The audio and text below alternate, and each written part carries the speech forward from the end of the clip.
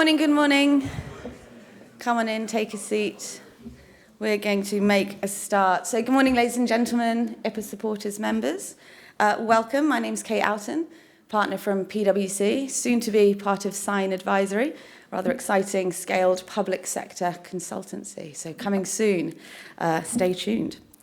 We're going to start this morning by celebrating NAIDOC Week with a welcome to country. So I'd like to welcome Anthony from Kumakaru up on stage.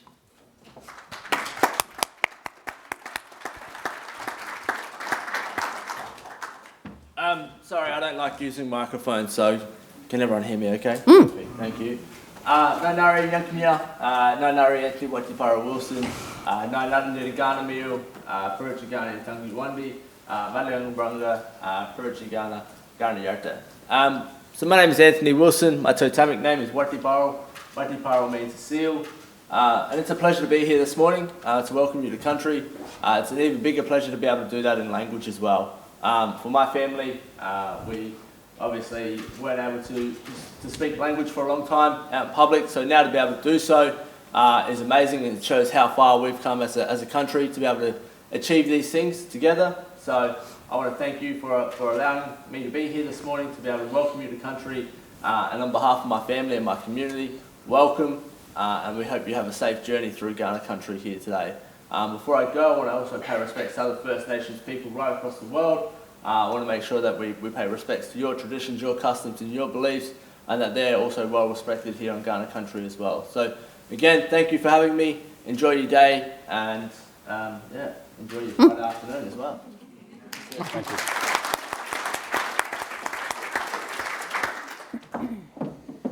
Thanks very much. And I also acknowledge the traditional owners on the lands on which we meet, the Ghana people, and pay my respects to elders past, present and emerging. It's always a privilege to do the acknowledgement, no more so on NAIDOC Week, a week of celebration. And it's an area where we lead, I think, nationally. So I found out that on the 7th of July, 1971, South Australia was the first place to raise the Aboriginal flag. So I think that is something in itself to be celebrated this week. A little bit of housekeeping before I dazzle you with a brief CV of the two people to my right. Mobiles on silent. If there's an emergency, follow staff. They'll show you the way out. And there's time for Q&A at the end. We're going to do sort of 20 minutes facilitated by the Commissioner, and then 20 minutes for Q&A with some pre-prepared questions. So get your thinking caps on. So without further ado, welcome to an hour in the room with Damien Walker, a fairly ominous title. Commissioner Irma Ranieri will be facilitating today. So Irma was appointed on the 1st of July 2014, so has been Commissioner for a while in our state and is also IPA President. And Damien Walker, Chief Executive of the Department of Premier and Cabinet since April 2022, returning to our great state as a proud South Australian after a short stint in Queensland. So I'll hand to them. Look forward to a good conversation. Thank you both. Thank you, Kate. For a while, Commissioner. I did actually say that this is probably the biggest crowd, Damien, we've had for one of these on the couches. So I expect to be grilled, I think, from the team. I hope so anyway. It's a little frightening. A little frightening. Okay. Well, it's really great to, and I work really closely with Damien in my role and his sort of whole of government role as well. So I thought this would be a really exciting kind of conversation that we can actually have. But look, let's put you on the spot immediately. You've been in the role now for a year, Damien. A little over a year, actually. What observations have you made during that time, now that you've come back to South Australia? And how would you describe the current state of the South Australian public sector?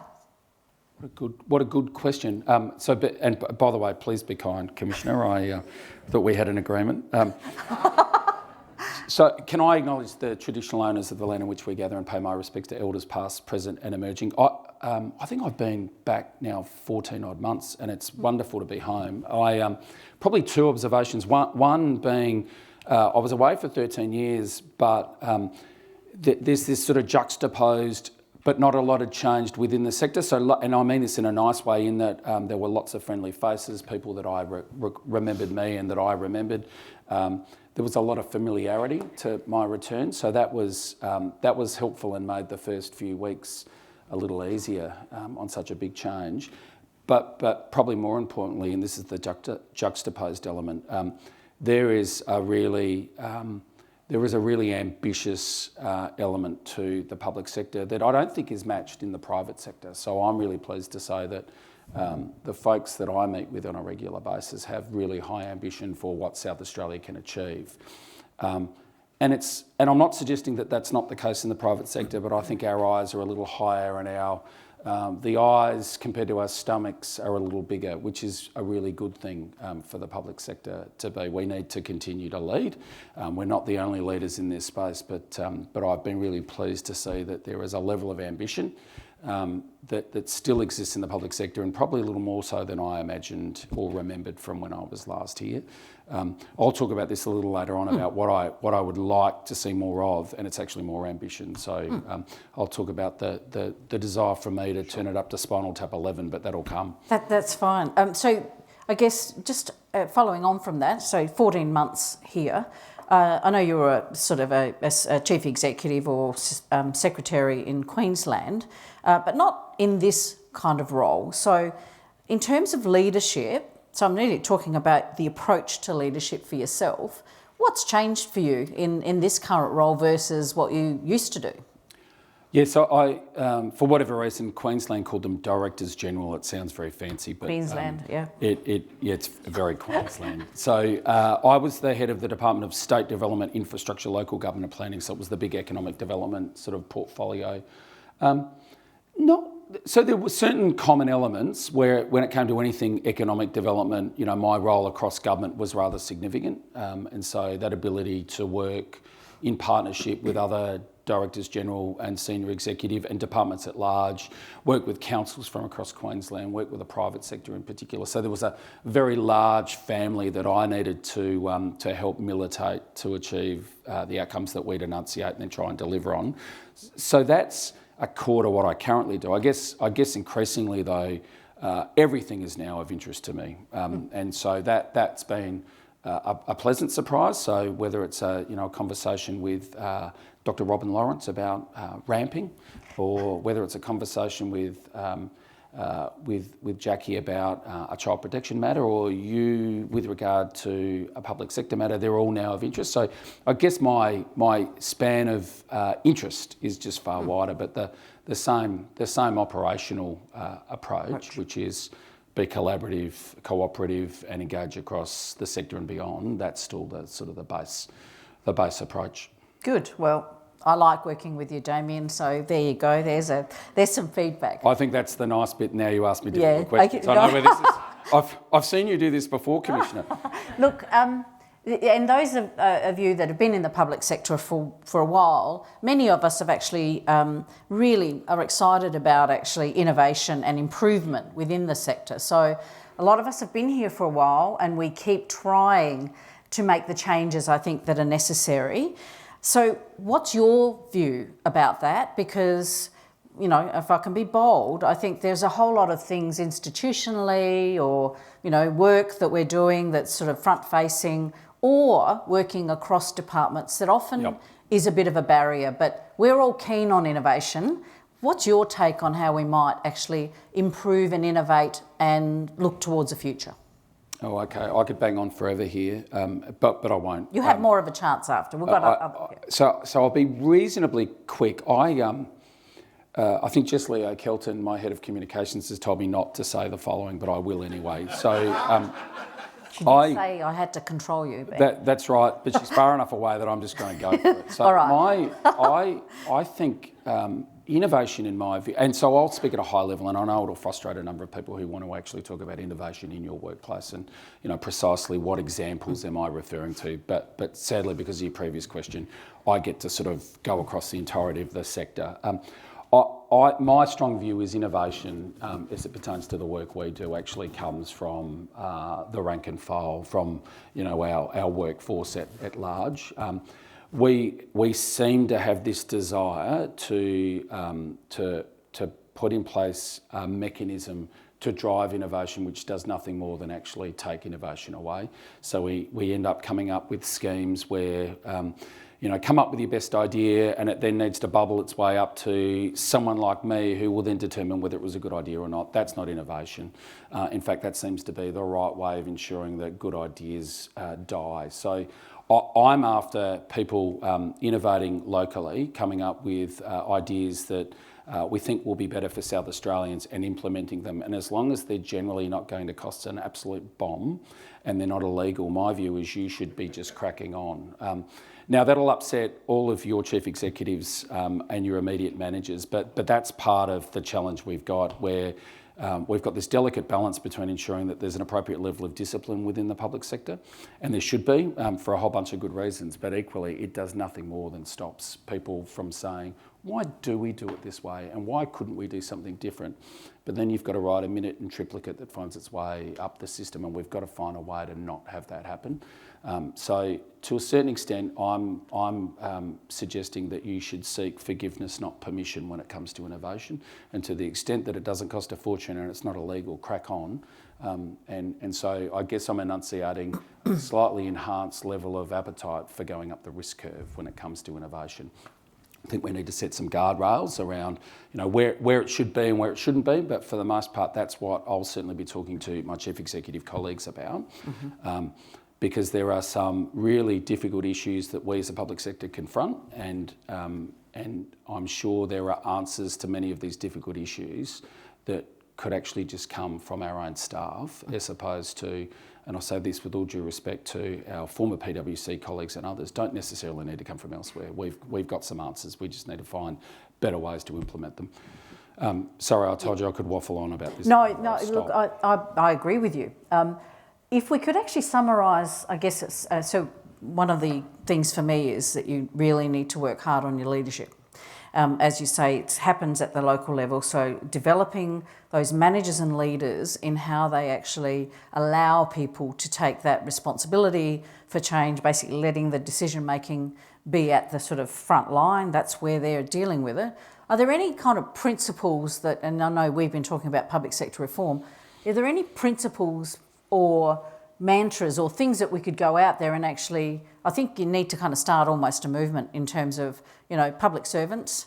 These are the sorts of things you should actually be doing. So a permission to act. So are there any principles that we could come out with in relation? I mean, you've said a few of them. I don't know whether they're principles. I reckon there's a risk in us getting to put too much framework around this. I think there's an opportunity for us to shine a light on when good innovation has been identified and implemented, and we actually shine a light on that and regularly celebrate it, which in and of itself I think starts to demonstrate that A, it's valued, and B, here's some, and because it happens at all levels. Like there's the classic innovations where people go, I can't believe you've done that, and you go on a world tour about how awesome that innovation was, right through to why are we providing these briefings? Because no one seems to be reading them, and it provides you sufficient time or extra time to actually get to really important matters and everything in between. I think our approach should be, if we observe some change, some innovative thinking locally, we should call it out and say well done. But importantly, an approach to innovation that didn't work should have a light shone on it as much as the one that does. And that becomes that bit about the risk appetite. Again, I'm not encouraging people to go out and break the law and do things that will upset the political class, etc. That's not what I'm saying. But when we have a go at something and it doesn't work, I think there's a real need for us in the public sector, particularly the leadership, to stand behind you and say, I appreciate the effort. Well done you. Better luck next time. And we're not so great at that either. Yeah. We should have an award, a Premier's Award on innovation, which we're now changing the category. So two elements, innovation that worked and some that didn't. Maybe that's what we need to do. I'd be in the some that didn't part, I would have thought. So let's look at your vision, or strategic vision, I guess, for the public sector in the next 3 years. What do you think, are the priorities if we look a bit further ahead? The priorities, so probably two things. There's some content priorities, but I'll talk a little about the public sector itself, sort of as a collective workforce. And I don't want to steal your thunder, Commissioner, because you're doing a tremendous job leading this. One of the things that I'm really keen to see from a workforce point of view, and we bang on about this regularly and don't seem to ever nut it, but it's we are not the biggest state in the Federation, but I reckon we've got some real smarts. But to truly enhance the smarts we've got to be more agile and more nimble.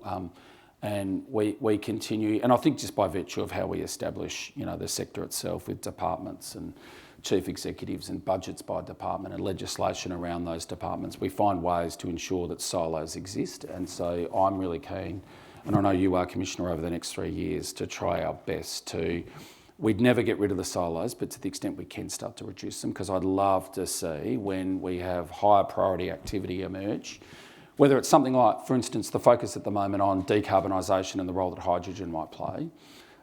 There are many things that we're doing in government, but that would certainly be in the top 10. We should be militating additional resource to that, and it should be far easier than the current arrangement, which is me ringing up every chief executive and begging that they might give Paul Hither, say, some additional staff. Whereas this is a tremendous opportunity for public servants to work on a cutting edge piece of industry development, because it's not a thing yet, but it will be, and I've got no doubt it'll be a tremendous thing. But to get on the ground floor and position South Australia for outrageous success, what a great thing for a public servant to be doing. It's just hard yards to actually get people to focus away from whatever they were doing on that day to the new priority. Equally, there'll be priorities on the social side of the work that we do, and we've got intractable pockets of deep intergenerational poverty that need a different approach. And that siloed arrangement that we put in place, it's no one's fault apart from those that have designed the sector, do nothing more than get in the way. So agility and an ability to be more nimble in the way in which we deploy our resource, I think is something very helpful. And I think it's something rewarding for staff. I know that the reason why I love jobs like mine, because no day is the same and I get to do lots of different things. I suspect that many public servants are a bit the same. You want to be involved in things that matter and get some diversity in those things that matter. So to the extent that we can deliver on that over the coming 3 years, and that means it needs to be scaffolded by a whole bunch of additional things. I want to see more graduates. I want us to have a public sector that looks a little more like the public that we serve. We need more women. We need more women in senior positions. We need more First Nations officers within the sector. We need more people from non-English speaking backgrounds. So these are all easy things to say, hard to implement, but we're going to have to work on it if we're to be agile, nimble, and representative of the public in which we serve. So they're the things over the next 3 years I'd love to focus on. In terms of the content, you only need to sort of listen to the Treasurer's budget speech. Or the Premier on any given day talk about some of the exciting strategic things that the state has before it. And it's pretty bloody exciting, I've got to say, and it's a reason why I get out of bed each day to do something rather extraordinary. And South Australia is absolutely at the precipice of doing something quite extraordinary and position ourselves for success, and deeper success than perhaps we've had in the past over a long period of time if we get this next bit more than 3 years, but that next 3 to 10 years right. So I make no apologies talking about things like hydrogen. Hydrogen, but beyond, is a real opportunity for us. Equally so is defence on the economic side, and then we've got to do quite a bit around the increasing divide that's taking place across Australia, South Australia. I think that for those, public servants in the room in particular, the agility and moving people around, we saw what this public service could do during COVID. It was one of the leaders across the country in relation to mobilising people. I think I go back to your point about the institution. It's not the people. I had thousands of people put their hand up to move around and be mobilised. It's the ability for them to be released in their agency because they were doing something far more important. So I think it's how do you tap into the motivation of people to want to do that, and I know we all like to move around, versus what is potentially, important work that we need to do. And I think we do need to ask the question, what are we doing this for, and is it making any difference to anyone? Absolutely. It's fun. Let me pick on Queensland. Please do. It's a victimless crime. Let me do it. So disasters were quite the thing in Queensland, and funnily enough, there'd be this cultural flick of a switch where in the lead up to, ahead of a disaster, I'd be, sitting in my role asking a colleague elsewhere that I need some help with a particular activity, I need some more resource, or why aren't you tipping some money into this? And I couldn't possibly do that, Damien, we're full at the inn and we don't have any budget for that. All of a sudden it'd get a bit wet in Queensland and I'd get a phone call to say, look, I've got $3 million, can I just give it to you, Damien, and here's some resources? And I'd be thinking, I spoke to you last week. Yeah. What's happened? So we need to be able to bottle that Yes. disaster response, which is indeed about best for state, best for response, best for project, whatever, best for initiative, and everyone seems to find a way to get on and do things legally, appropriately, responsibly, but we don't then stand behind those institutional structures that seem to be the reason why we can't do things more nimbly and agile and with greater agility every other day. So anyway, if anyone can nut that particular issue, I think we're going to go a long way. The only difference with COVID is it went for far longer. So we kind of forgot what the old was. And I think everyone's still trying to grapple with the working from home. What does that look like, rather than having a conversation about being an employer of choice.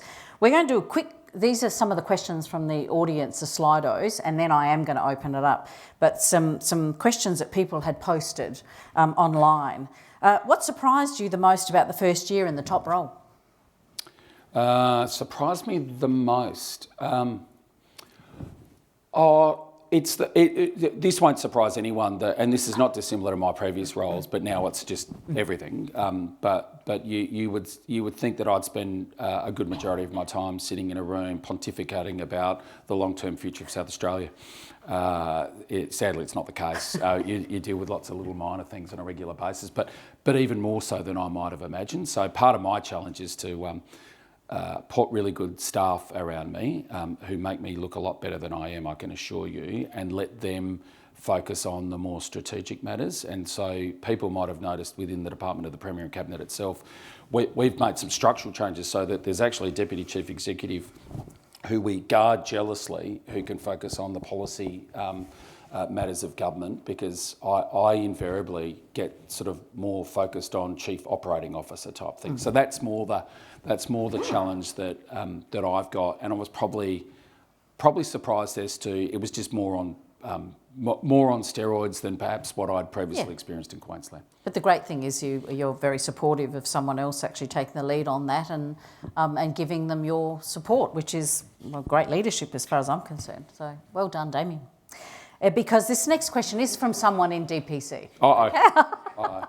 Okay. What do you think are the biggest challenges your department will face over the next decade? And how do you plan to position DPC to meet these? So my answer is the same as what I've been telling my good colleagues in DPC over the last 14 months, and that is the benefit of a DPC is it needs to have a whole of government view. It needs to have its eyes lifted, and it's the connector between all of the good things that you guys do on a regular basis. Notwithstanding Treasury's in a similar position in that true central agency function. So part of our challenge will be to resist the temptation of bringing online agency type activities, and it's already there. We've got a Premier who is super impressive and likes to get stuff done. Part of the getting stuff done temptation is it's, right, Damien, I want you and DPC to sort this out. Now, I think there's a role for us to play in trying to establish the right environment and settings, but then we need to get out of the way. And if my SATC friends were here, on occasions we still stumble over each other when it comes to event delivery, for instance. So part of the challenge for DPC will be stay central, stay focused on the big issues, be the coordinator of the big wicked policy issues in particular, ensure that the mechanics of government are happening smoothly. You can get a cabinet submission into cabinet in a timely fashion and get a decision. All of that stuff, from the most strategic to that sort of hygiene-related business of government, that's where we need to play. Try and resist the temptation to become a line agency, because that takes us away from those two elements. And my view is a good DPC is one that's able to lead the strategic agenda, or at least allow you to put your strategic ideas forward for them to be considered and enabled. That's sort of my answer. Great. So this is the past. So what accomplishment in the last 14 months are you the most proud of so far? Look, we've done lots of government's done lots of things, and I think this could be a long list. Probably two things jump out to me. I couldn't be more pleased with three things. Some stability that we've provided a newly formed government. So I think, and that's all of us, but in particular DPC and Treasury play a role in providing some actual framework and stability for how government goes about its business. And I think that's been pleasing. We've still got some things to do. There's a fairly exhaustive architecture of cabinet that makes it both good and challenging in equal measure, and so we've got some work to do around just bedding that down a little more, but for the most part I think that bit's been good. The second thing is some of the strategic work that we've been able to help and enable, not exclusively, and I think about some of the work that was done across government with planning and Treasury and SAHA and human services around affordable housing and housing availability. I think that is a package that's worthy of celebration compared to any other jurisdiction's response to this truly wicked issue around housing affordability and availability. I think that was a good piece of work. I think the economic statement that the Premier recently released and the architecture that will soon be enunciated around that for how we put our effort into economic growth in South Australia, I think that is and some of those things you think, well, hang on, it was a 12-page document, what's the big deal? To sort of militate government to get its focus on the few things that we think can truly scale the economy and not turn into a document that lists everything from potatoes to whatever, which is often sort of the temptation of governments. Every child wins a prize. I think that's a very good example, and there's a number of these efforts where I think we've started to demonstrate there's some strategic chops to the artefacts that are now being produced by government that will guide the work that we do. The third thing that I'm probably quite excited about, and this allows me to sort of get us back to the ambition discussion, Irma, is I've loved the couple of events that we've chased and got, not just simply because events are fun, but because having come back to South Australia, and as it was stated, a proud South Australian, I want us to win every day of the week. I want this to be the best state in the Federation by miles. I want our economy to be one of the most diverse and successful economies. I want all of those things.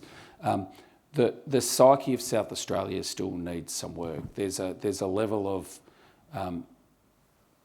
we seem a little beaten up still about things of the past that we should get over, from the falling over of the State Bank, the loss of the Grand Prix.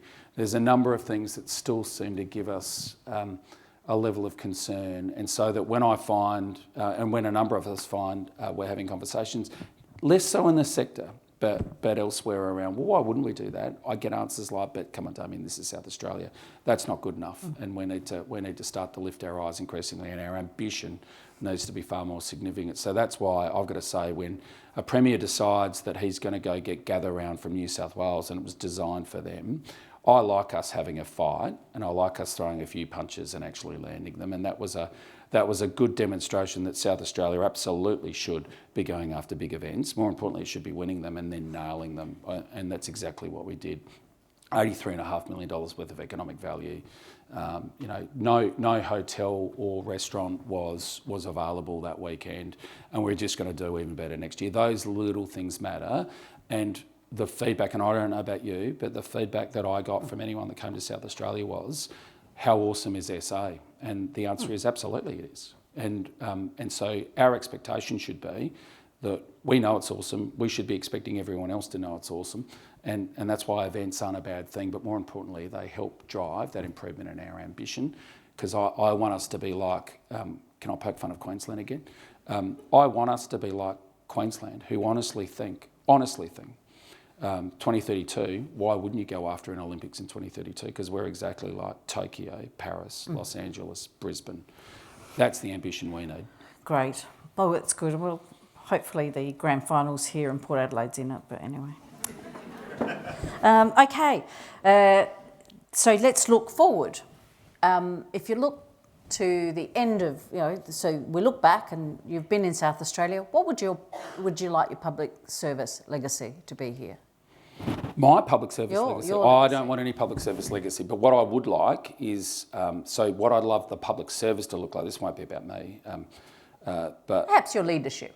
well, my contribution to a broader leadership that includes all of you, I want this to be the public service of choice for anyone that wants to be a public servant. So I've come back from Queensland because this is the place to be, and I want everyone else that decides to be a public servant that their first choice will be, how do I get into the South Australian Public Service? And I don't actually think that's particularly ambitious. I think that's something we just need to nail over the next few years. Sure. We've got, and for me, this is important for a whole bunch of reasons. It can easily be true. There's an ambitious agenda, there's some complex problems, and if you're minded to want to work in the public service, why wouldn't you want to be here? The South Australian proposition's a good one compared to other states. It's affordable. It's a great place to live, all of those things, and we're also the biggest employer in the state. So why this matters is I want us to be the first choice for graduates being pumped out of the newly merged University of Flinders. I want us to be the place where any trainee, and bear in mind, by any measure at the moment, we're at full employment, so we've got to compete, but we should be the first point of access for the very smart, so that they don't jump into an IBM in the East Coast because they can see a pathway through that big organisation, or go to the federal government. This needs to be the place that they want to start. And so that would be the legacy, that people go, I decided to move from Sydney, Melbourne, Perth, Brisbane because the public sector of South Australia is the best place for me to get a head start. And when we got them, it's possessions 9/10. So I'm very confident that then they don't go. And that's why I think the work that PwC has been doing with their back office consolidation here in Adelaide, Deloitte have been doing the same. There is a real strong story for why major employers can get great talent here in SA and keep them in particular. Yeah. So I think you might have mentioned or talked a bit about this, but if you can give me one or two key attributes you believe should be demonstrated by leaders at all levels in the public sector? I haven't rehearsed this. I would have thought the ability to listen, except to Jess Leo Kelton, my head of comms, who told me not to say what I said earlier. I listen to most people, I think. So the ability to listen, I think, is a really key attribute for a leader. I think the ability to communicate about what it is that we're doing and, more importantly, not doing, and making that abundantly clear. I think the absence of clarity is often the biggest challenge that the public sector faces, and for such a big beast, if we're not clear. That's why things like the economic statement, notwithstanding it could probably do with a new title, it's not particularly a snazzy title, but nonetheless, it is what it says on the tin. It starts to provide clear guidance to the sector on what actually is most important, not exclusively important, but most important. And it's pretty hard to lead a really big, in excess of 100,000 employees. You need to put out really large and noticeable markers about what the focus is. So communication is so important. So things like the economic statement are helpful, but then they need to be supported and scaffolded by significant architecture throughout the sector proper. Right. And so a good leader needs to communicate. The third element is I think a good leader needs to have a sense of humour, particularly when you're working in the public sector. So. To the extent that I can demonstrate that, I'm up for it. I just think this is so bloody hard. Yeah.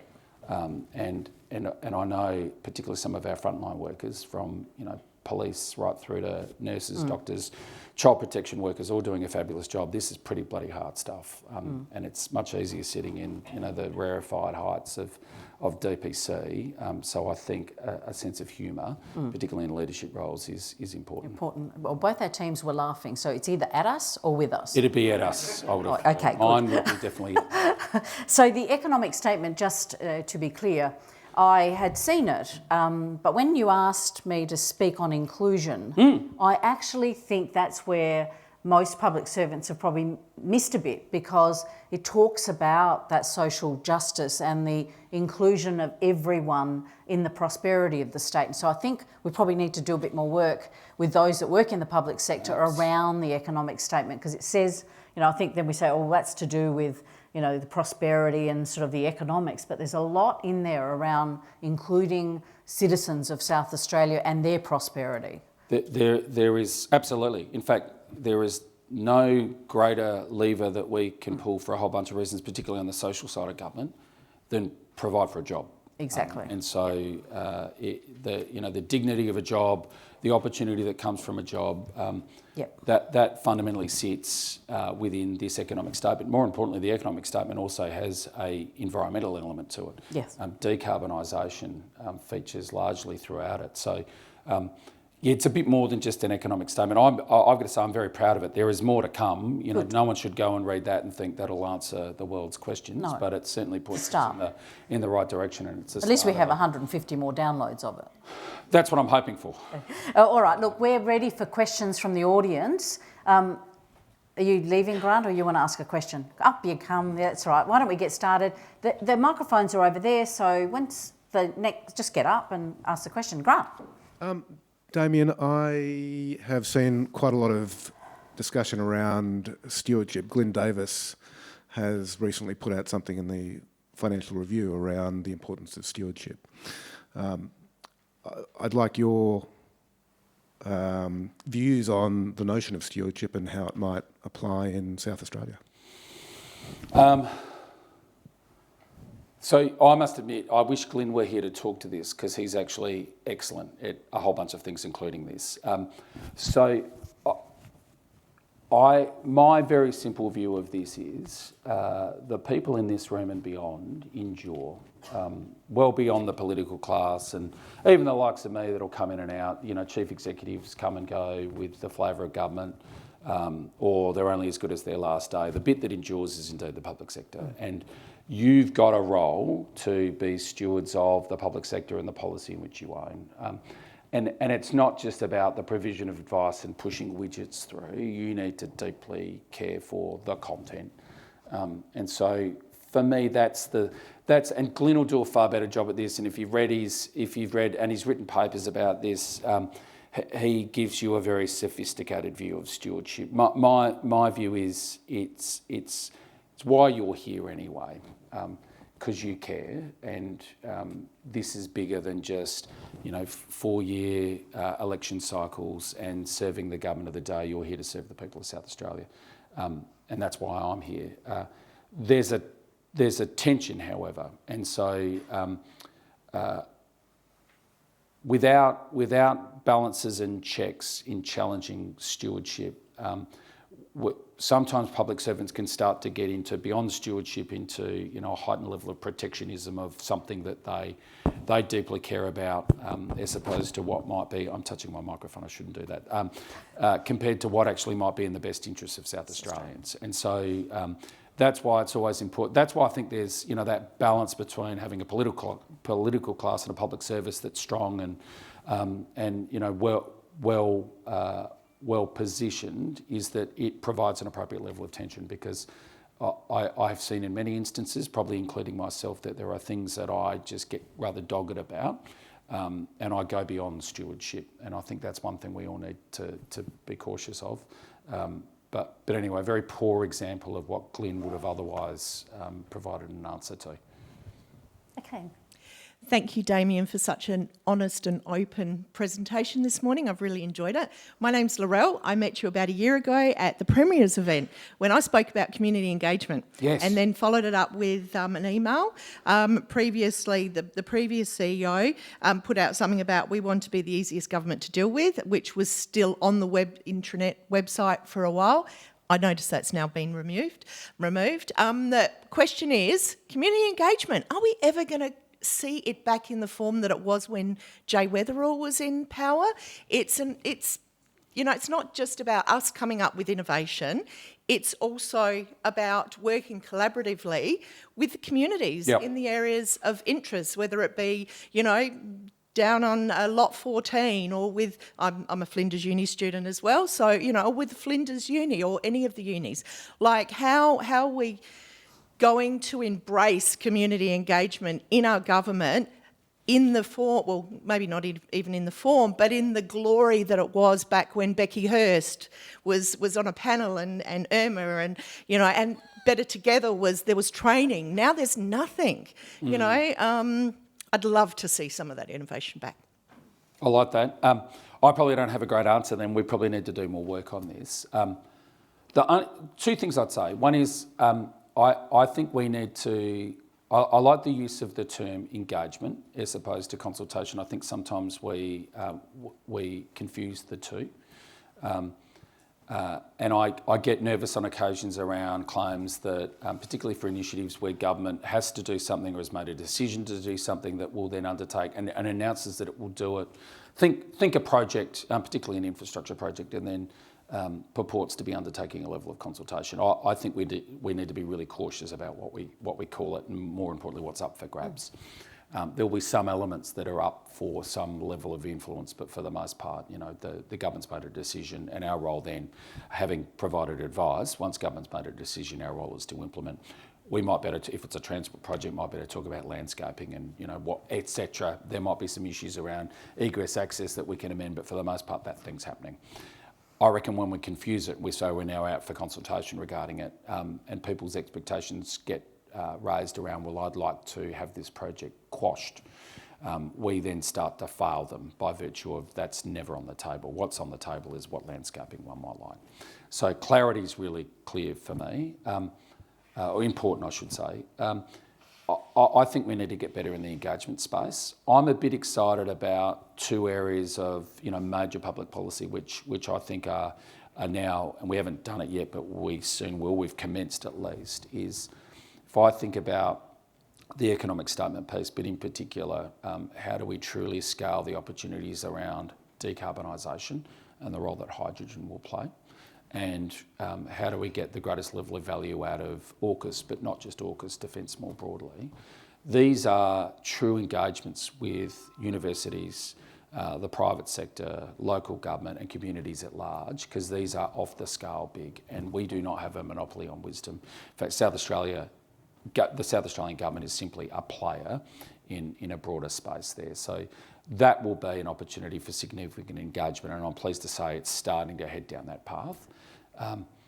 The same applies to things like, you know, some of that really deep, long-term, generational poverty, trauma, etc., that exists in certain parts of South Australia. That won't be South Australian government doing things to you. This will be a conversation and an engagement with, again, universities, the not-for-profit sector, the communities themselves, on how do we actually start to break some of those cycles of deep poverty. So that's where I think we need to do really good engagement, but we need to pick our mark.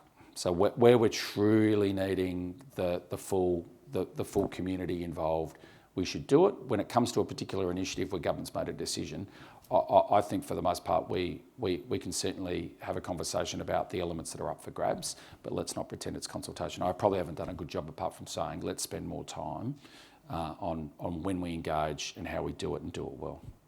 I'll make a commitment to bring the Better Together stuff back. Yeah, I'm really today. worried about your email and the fact that I probably No. haven't responded. Well, I'm happy to actually brief you on what we did do when Jay was here, good. and what is the next version if the next iteration of the Up for it. economic statement. Yep. Okay. Adam, how are you? Hi, Adam Greycar, University of Adelaide and former public servant. The essence of government, public service, really, there are two things, doing things right and doing the right thing. And right about now, or 10 minutes ago, the Robo-Debt Royal Commission was released. And Damien, you talked a lot about ambition, and this was probably an example of ambition within the public service, of innovation, of wanting to get something done. And what we know, it was an example of absolute bureaucratic bastardry. But the real issue, I think, is the integrity that underpins government. And as you know, and as everybody in this room knows, if integrity is lacking, all of your policy prescriptions, all of your policy skills come to nothing. So the question really is, what sorts of mechanisms do you think we need and we need to go forward with to make sure that our integrity is never lacking? Adam, thank you for that question. Robodebt's another topic entirely. We could, in fact, there are some fabulous public servants within the SA government who have become, I think, robodebt enthusiasts in a way that seeks to expose what happened and ensure that it doesn't happen in a South Australian context. And there's some really good work in that space that actually should be shared sector-wide. I think we were waiting We've got an IPA session on that. Yeah, Please I think we're waiting for that to be handed down. So it's the robo-debt is just extraordinary and worthy of you spending some time on that. I'm pleased to say there is nothing that I've stumbled across in the South Australian government, particularly in terms of the broader integrity architecture, that would suggest to me that we're at risk of such a thing. But one should not be complacent. But Adam, to answer your question, I'm reasonably comfortable that the existing architecture is reasonably solid, and so the checks and balances that exist, and you'd all see this on a regular basis. You know, the sorts of arrangements we have in place, I think, generally provide for the appropriate guardrails for us to act appropriately. What they don't do is ensure that if someone wanted to misbehave, you can misbehave and probably do so rather well. But I think for the most part, all I ever see is well-intentioned, rich integrity behaviour displayed by public servants. And I'm not aware of any need to make any change to what we've got apart from vigilance and learning from lessons like robodebt. So I do hope that we spend some time unpacking what happened with robodebt. And I don't think that was anything precisely to do with the existing institutions or frameworks around integrity. I think it was just the absence of a few. Oh no, in fact, I won't go into the detail, but there are a number of things that played out there that I'm sure we can ensure we can avoid here. But we should spend some time unpacking it to ensure that we don't repeat it. I didn't answer your question well apart from I'm reasonably comfortable. Oh, yeah, and you should be. I think just with my hat on as Commissioner, Adam, you know the work that we've done around the ethics and the code of conduct. Only recently we issued, that's my office, an Integrity Matters framework. All the integrity bodies came together to give an audience of around 400 people really an idea of what the roles are. So for me, it's about being explicit about what your responsibilities are as a public servant and having further conversations about how things, I mean, you mentioned it earlier in your speech, what happens at that, service delivery level, if you allow things to slip through that shouldn't be slipping through, or not asking the questions, or people not feeling confident to speak up, it's where things will happen, where people try and second guess politicians' views, what you think should happen, or perhaps that policy position that you were talking about, Damien, that becomes dogged. So we have to have those checks and balances, and we are on a journey at the moment of actually having a further conversation across government around integrity. It is on our website, and it's called Integrity Matters. I'd advise every public servant to have a look at it. They do exist. Thank you, Kate. 5 minutes. Got it. Anne Bosio from Child Protection. Just continuing on with that, I mean, we might have an integrity framework, but we actually, when we look at some of the evidence that we've got, I work for SA Results. What was the participation rate of, say, big agencies? And then you look at the ICAC report into the Central Adelaide Health Local Network culture and things. So it's really, we've got to actually, if you have a framework, you've actually got to have a mechanism for measuring it, for showing where where's the progress. So I guess, and I think culture, I think the other thing too is people don't necessarily want to put their head above the parapet because the whistleblowing protection, those sorts of things are weak, and people don't feel that they're going to be protected. So I think the culture stuff is really so important, and how we manage and implement and use things like the enterprise agreement. A whole range of things, and the intent of the Public Service Act. How well is it being implemented across agencies? Do people feel that they're being unfairly, decisions are unfair and things like that? But then why should they put their head above the parapet when they don't feel that they're sufficiently protected? Very good point. And in fact, that's part of the challenge for all of us, right? That we get the balance right.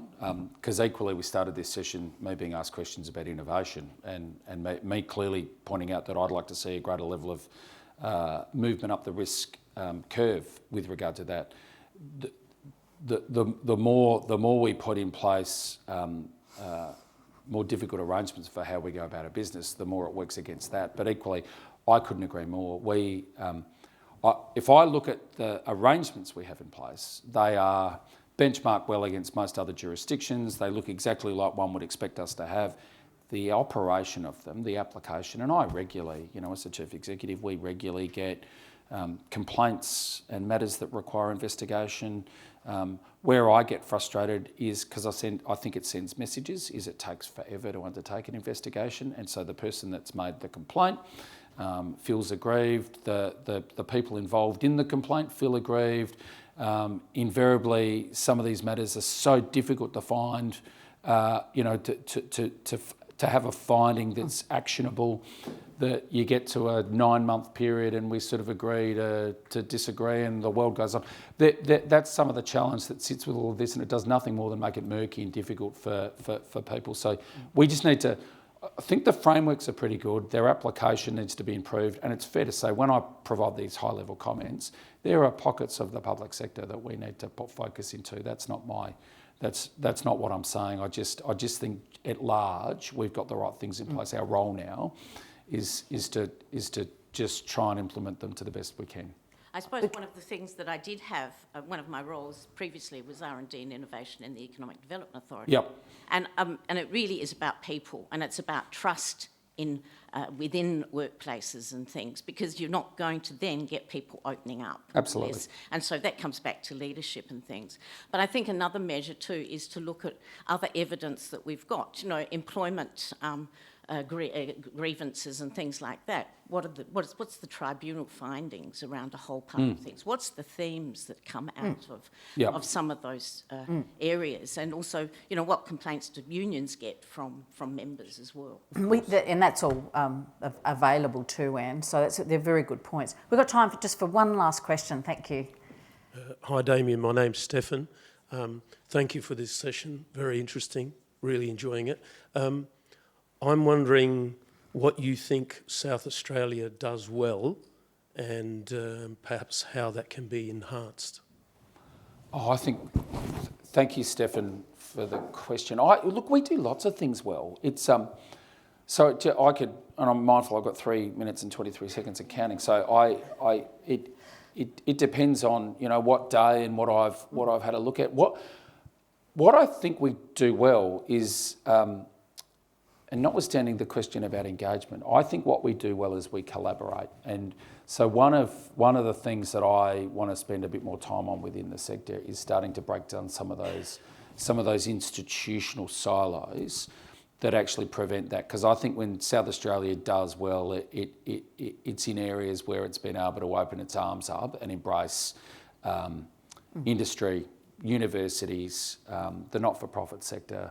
And I reckon that's exactly where South Australia should play to its strength. We're not one of the big states. We're not small either. We just need to make sure that we are ensuring that everyone's involved in this, and we truly draw upon everyone's abilities and strengths. I think that collaboration piece is an area of particular strength, but I reckon the sector itself needs to do some work to ensure that we make it very clear that that's what we should be doing, that it shouldn't be sector-led all of the time. We should be opening up, here's a problem. Let's do some problem definition first, followed by some identification of solutions with everyone involved. Don't think we do that particularly well. I think we ask too much of particular departments. Well, you're the Department of Transport and Infrastructure. It's in your bailiwick. You go solve it. I think we just need to broaden the expectation that your first approach should be let's sit down, define the problem, and get everyone involved. I think to the extent that that's appropriate, that's where I'd rather go. But to answer your question in a very waffly way, I reckon our collaboration is our strength, our ability to work together. Thank you. Look, there's one comment I'll make to wrap this up, and I find it really exciting working with Damien, and it goes to the point around public administration. We have someone in Premier and Cabinet Department, the Chief Executive, that actually understands public administration and the role of the public sector, and that to me is the key in how we might do some of these other things. So thank you so much, Damien, for an hour on the chairs with Damien. Truly frightening. Okay, thank you.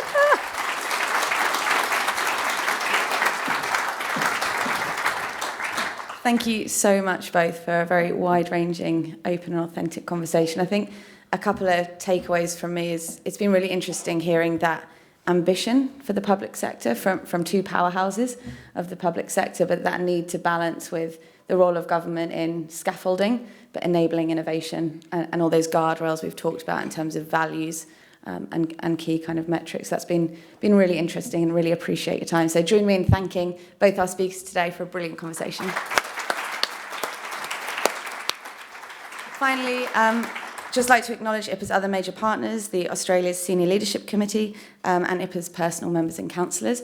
I have been told I must do a plug for the IPA budget lunch on Tuesday next week, so please join us there if you're not budgeted out. And there's a feedback form from today. But mainly, thank you all for your time. Thank you for coming. Thank you for your questions. And have a great Friday. Thank you. Look. I'm on top. Hang on, how's that? 2 seconds over.